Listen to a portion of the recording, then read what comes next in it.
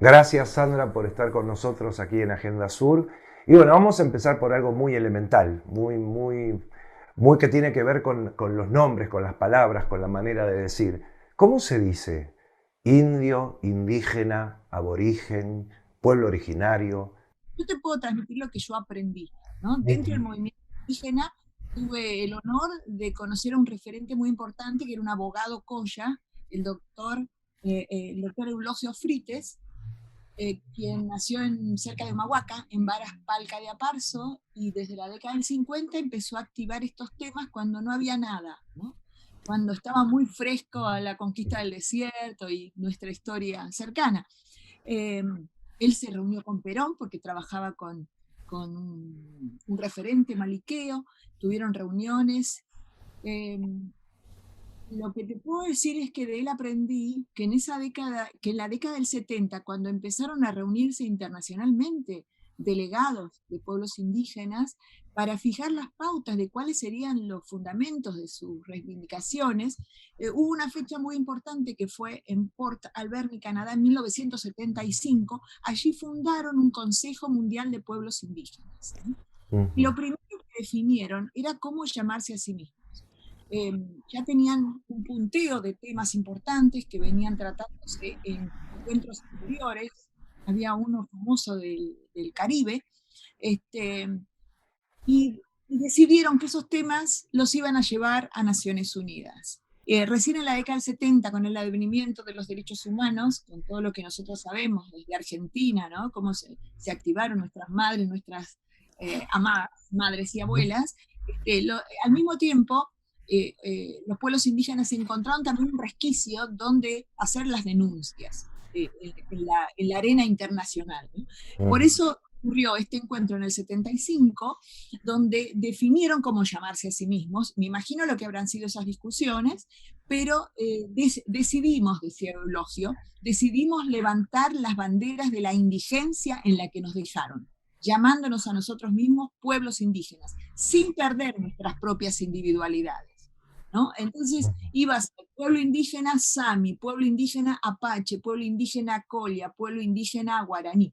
O sea, definieron, convinieron en ese momento más de 500 delegados de todo el mundo cómo iban a llevar sus pretensiones a Naciones Unidas. En el año 78 fue la primera conferencia, 77, la primera conferencia dentro de Naciones Unidas en la que ellos pudieron participar. Hubo también apoyos dentro de Naciones Unidas. Hubo un oficial de derechos humanos que los apoyó muchísimo, era de Guatemala, el doctor Williamson Díaz, y es una historia muy linda porque lo recuerdan con mucho afecto por todo su apoyo.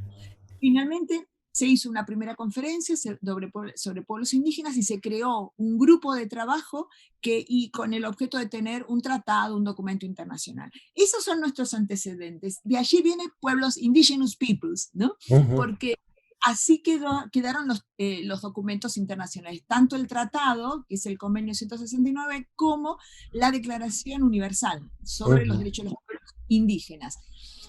Son distintos años, ¿no? El convenio es del 89, la declaración es del 2007, la reforma de la constitución nuestra en Argentina fue del 94, con una gran incidencia de la redacción de Eulogio Frites, y recoge lo del tratado y se incorpora como el reconocimiento de la preexistencia étnica y cultural de los pueblos indígenas argentinos, ¿no? Entonces, lo que tenemos es un marco normativo nacional e internacional que habla de pueblos indígenas, de los derechos separados en base sobre todo a lo que el propio movimiento indígena convino en un momento, ¿no? Decidieron entre todos, y por eso tenemos ese marco normativo. Así que luego, cada, cada comunidad, cada pueblo indígena goza del derecho del autorreconocimiento, la autoidentificación. Y cuando te autoidentificás vos mismo, tenés derecho a decir yo me llamo así o asá. Eso es otra cosa. Por ejemplo, el pueblo mapuche, escuchamos que siempre utilizan pueblos originarios, ¿no? Ujú. Y eso vino también que en los últimos años mucha gente creyó que era lo correcto. El tema del genocidio de los pueblos indígenas, quizás haciendo hincapié o haciendo centro en nuestro país, pero es un fenómeno universal y fue un fenómeno universal de siglos. ¿Qué es lo que vos resaltarías de esa etapa tan terrible de la humanidad? Eh, bueno, la verdad que esa parte de lo peor del ser humano lo vemos que aflora permanentemente, ¿no? Lamentablemente no podemos hablar de que sea solo la parte histórica, algo que ocurrió, sino que cuando vemos que una comunidad es desalojada, o viene un terrateniente, o una empresa multinacional que compra sus territorios con familias adentro que tienen posesión ancestral y se ven expulsados, se ven amenazados, y tantas cosas que sufren dentro de los territorios, estamos viendo que sigue siendo otra manera, pero genocidio al fin, ¿no? Por eso decimos muchas veces el genocidio continúa o el genocidio silenciado, invisibilizado de los pueblos indígenas. La verdad es que cuando estudiamos la normativa y los derechos reconocidos, ¿no? Que a cualquiera que toma contacto con ellos se da cuenta que no se trata de tener pena, ni lástima, ni demasiada consideración. Ellos tienen derechos reconocidos. Entonces, vemos gente que a veces ni los conoce, entonces no está empoderada, ¿no? Y que pareciera que está queriendo dar lástima, cuando en realidad debiera pedir solamente que se respete sus derechos, ¿no? Y eso está vigente, y el racismo está vigente, porque la superioridad, ¿no? De las culturas, eh,